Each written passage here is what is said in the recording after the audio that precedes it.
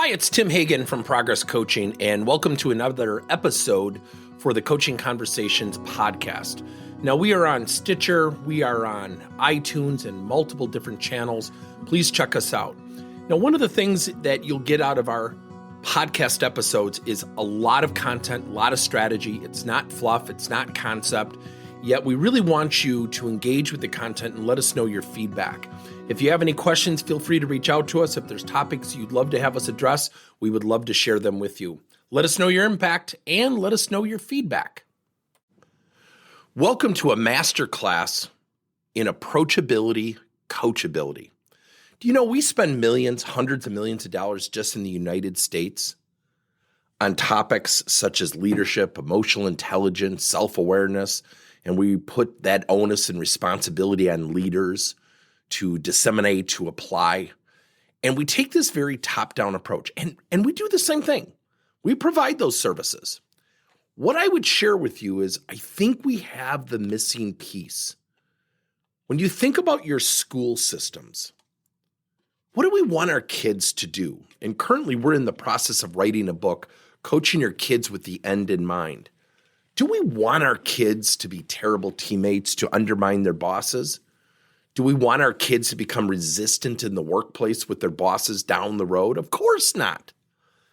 Yet here's the funny thing. It's exactly what happens. Let me give you some numbers and statistics. 76% of people are at their most motivated state when they're progressing and improving. Now, why do I lead off with that? Almost 8 out of 10 people are at their most motivated state, and this is where leaders can participate. When we call people into the office, the employee's first response is usually in their mind, uh-oh, what did I do wrong? And if we reverse that, we will keep them engaged. Now, here's where some of the numbers go a little bit south or get a little bit tougher. According to Gallup, 71% of people, 7.1 out of every 10 are neutral or actively disengaged, meaning they're negative. So think if you become a leader, you take over a team of 10 people, you're already 7 people in the hole who are undecided or they're negative. And that makes it tough. Here's the statistic I love to share. Tasha Eurich, one of my favorite authors and subject matter experts, has really devoted a large part, if not most of her career, to self-awareness. In her survey, 95% of the people said, yep, I'm highly self-aware. When she tested them, only 10% were. So now think about this. Think about 7.1 people being neutral or negative. Then 8.5 out of those same 10 people lack self-awareness. The only way you can improve anything is to look in the mirror and say, I need to improve. That's self-awareness. I think it's the major tenet of emotional intelligence. So think about that. Now, let's combine that with 42% number, 4.2 out of every 10 people, according to McKinsey, in Q4 of 2022, yet the numbers have actually been supported with some other research, and in some research have even gone higher, meaning 4.2 or 42% of today's employees are actively looking for jobs due to a lack of career conversation and coaching. So you're a leader, you got 4.2 of your 10 people maybe looking for jobs, 7.1 who are neutral or negative, 8.5 aren't even looking in the mirror. That makes it really tough. Now, if I lack self-awareness, is that my boss's responsibility? Or is that my responsibility? I want to start off with a quick story. Recently, I was at one of our client sites in person. We have a lot of virtual clients as well. And this guy was just complaining and complaining and complaining. And this is where we as leaders have a wonderful opportunity to become great coaches. Now, anybody who knows me knows that one of the things I'm working on, will probably work on until my last day on earth, and that is I talk fast. You can probably hear that. And sometimes I can rush. And because I'm so adept at coaching, because I've been teaching it and I role play it all the time, sometimes I can go too fast. And so I've been working very hard, ironically, with a coach slowing down my pace. So I'm in a conversation with a guy who's pretty laid back, but he was complaining. And he kept saying, well, I feel, and they. And he never once said, here's what I'm working on. So I asked him a question. I said, I'm going to ask you a question. I said, I hear your complaints about the company. I hear your complaints about your boss. I hear your complaints of kind of where you've ended up in terms of your career. I want to ask you 2 questions, but you have to answer them honestly. And really nice guy, but kind of tough. And so I said, no BS. I want to hear your crap. I want absolute honesty. He said, oh, you got it. I said, will you do me a favor? He said, okay, sure. I said, take a big, deep breath. And I mean, not out loud, but really tell yourself you're going to be honest. And he does it. And I said, do another one. I know it's corny. Just will you do it? So what I was trying to do is get him into a calm state, a less defensive state. So he gets done and he does 3 deep breaths and he's really in a calm state. And I said, what do you want to do specifically?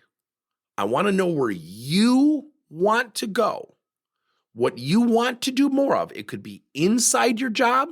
So that's an intrinsic coaching question related to motivation, or even outside your job, which is an extrinsic motivation question. That's my first question. The second question I want you to answer with absolute brutal honesty with yourself, and that is, are you doing anything outside of work, such as self-learning, classes, online tutorials, to pursue your answer to number 1? Let's start with number 1. And when I prepped him on question number 2, I could see his face kind of get drawn and his jaw drop a little bit. I think I knew the answer was nothing.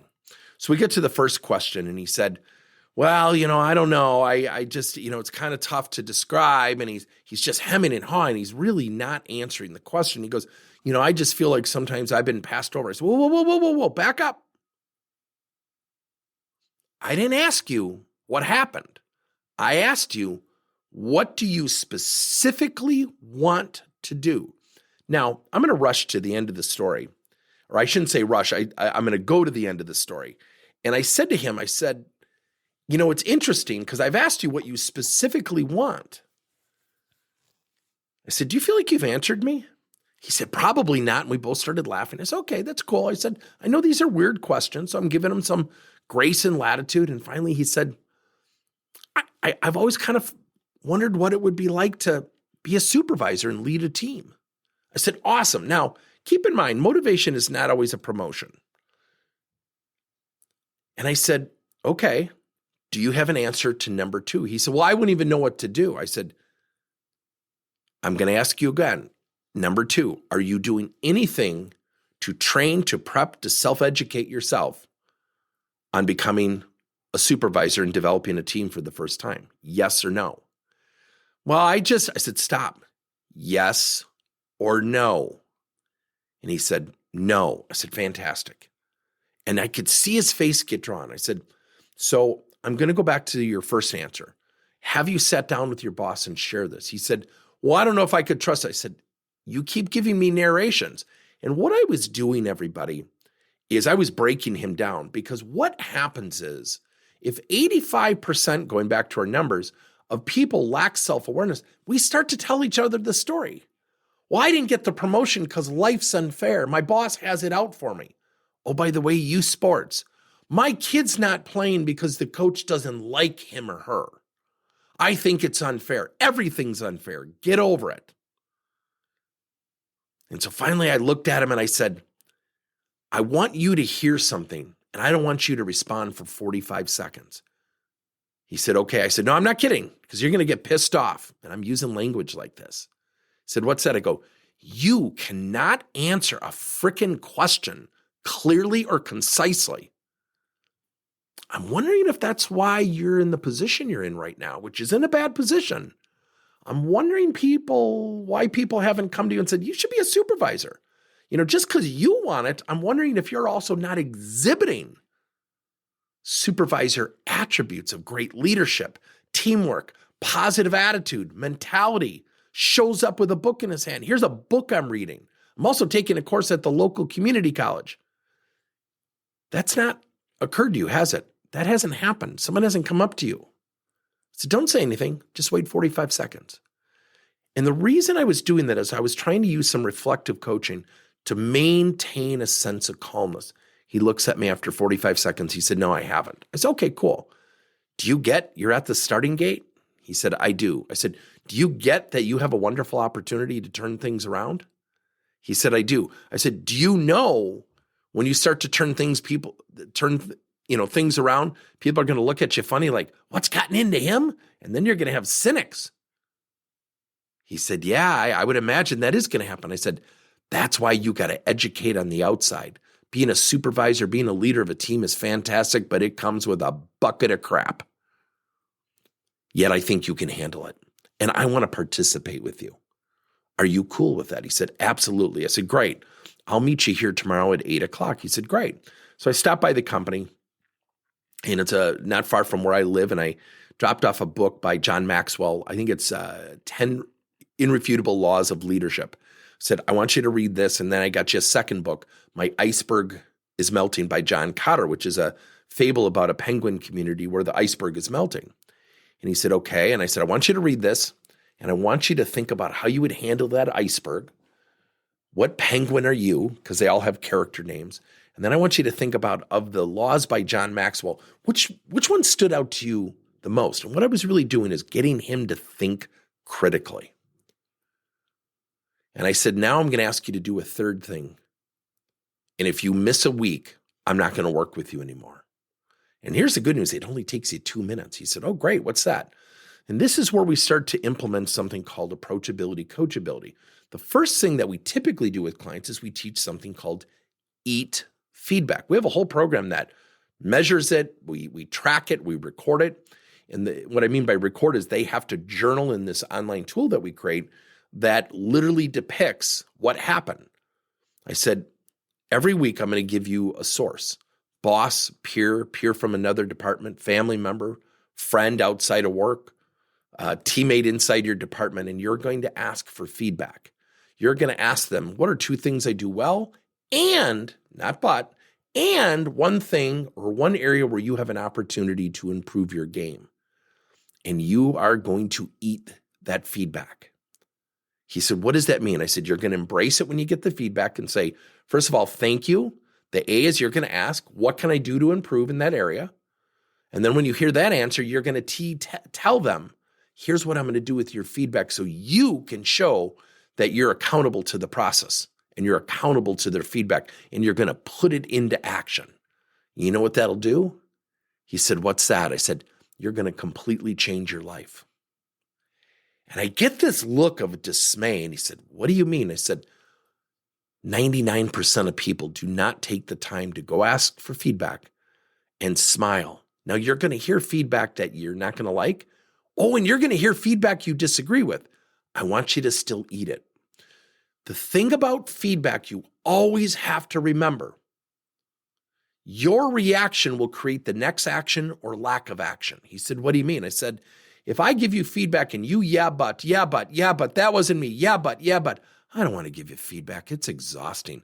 I'd rather just leave you alone, leave you in your present position, never thinking about you as a supervisor, help and promote you. And I smiled at him. And he smiled back and he said, wow. I said, that's the power of differentiation. Most people don't do it. You know how I know that? He said, how? I said, 85% of people lack self-awareness. I don't need to work on anything. Why would I go ask for feedback? 7.1 are neutral or negative. Yeah, I'm just going to be cynical. That 2.9 or that 29%, those people work hard. And he smiled at me. I said, so the numbers are in your favor, even though you haven't really started yet. Read the book. Share it with your boss. Ask for feedback once a week from one of the 5 or 6 resources I just gave you, or sources. And then I want you to journal it. And I want you to tell me what you're learning about yourself. And you're going to cultivate self-awareness. When you cultivate self-awareness, you're going to craft and develop humility, objectivity, empathy, really good listening skills, because it stinks sometimes to hear things you don't want to hear. Remember the formula. What are 2 strengths I exhibit, and what's the area where I have an opportunity to improve? Notice I did not say constructive feedback. And I looked at him and I said, get feedback in your terms. Get it before somebody needs to give it to you. It's that simple. So fast forward, we're about 4 or 5 weeks later. Somebody at the company comes up and says, what's gotten into him? He's easier to work with. He's actually enjoyable. And I went to his boss and I said, how's he doing? He goes, he keeps asking me for feedback. It's weird. I said, is he reacting okay? And the boss says, yeah, he's great. What? It's just weird. I said, you mean like he's investing in himself and he's looking in the mirror and he's cultivating self-awareness? What a weirdo. And we both started laughing. He goes, yeah, when you put it like that. And go, I hope you're celebrating it. He said, you know what? I probably need 2 more. I'm going to grab him for lunch. You know, everybody, as dumb and as simple as that story sounds, that is as simple as it gets when it comes to coaching. Yet what we have to do, all of us, employees, individual contributors, all leader levels, is we have to become approachable and coachable. And the way we become approachable is to approach others so they are comfortable approaching us. And when you ask for feedback, you've actually started the coaching process. And when you say thank you and you eat it and you embrace and you ask and you tell, guess what happens? They want to give it to you more. They become your investor. You know, I often think about investments is when somebody comes to you and says, I've got this great investment. You know, I've got this duplex we could buy into. And your first reaction is, no, I'm not a risk taker. And they immediately dismiss it. They refute the investment. It's a lot like a parallel to feedback. When we refute the feedback, people don't want to give you feedback again. They want to avoid you. No one will say it. I'll say it. It's the same thing with investments. If you immediately come up with this reaction to, I don't want to hear your full idea. That sounds dumb. They're never going to want to invest in you again or invest with you. It's that simple. So the way we cultivate this is to become approachable and coachable. Ask for feedback. Praise others. Understand you have blind spots or a lack of self-awareness. We all do. And when you ask questions,